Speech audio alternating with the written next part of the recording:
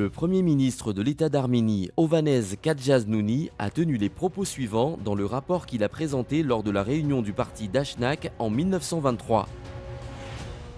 En attribuant nos propres désirs à d'autres, en accordant une grande importance aux vaines paroles des personnes irresponsables et sous l'effet de notre propre hypnose, nous n'avons pas pu comprendre les vérités et nous nous sommes laissés emporter par les rêves, alors que les Turcs savaient ce qu'ils faisaient et il ne se trouve pas aujourd'hui un sujet nécessitant leur regret.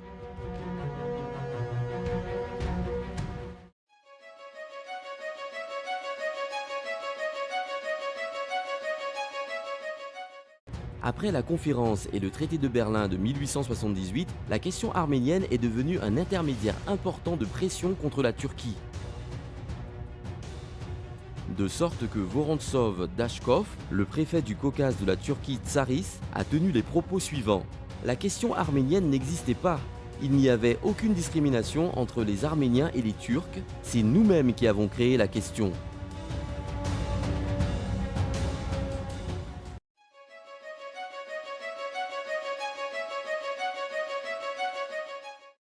Le ministre de l'Intérieur de l'époque, Talat Pacha, décrit dans ses mémoires les révoltes des gangs arméniens dans les villes de Mousse, Bitlis et Van avec le début de la Première Guerre mondiale et poursuit. Les persécutions et meurtres commis par les Russes pendant l'occupation de Van, Bitlis, Mousse et Erzurum et avoués par les Russes ont été si brutaux que le peuple musulman, n'ayant plus le courage de rester dans leur demeure, ont commencé à émigrer affamés et nus. 600 000 personnes, des musulmans qui ont émigré, sont ainsi décédés.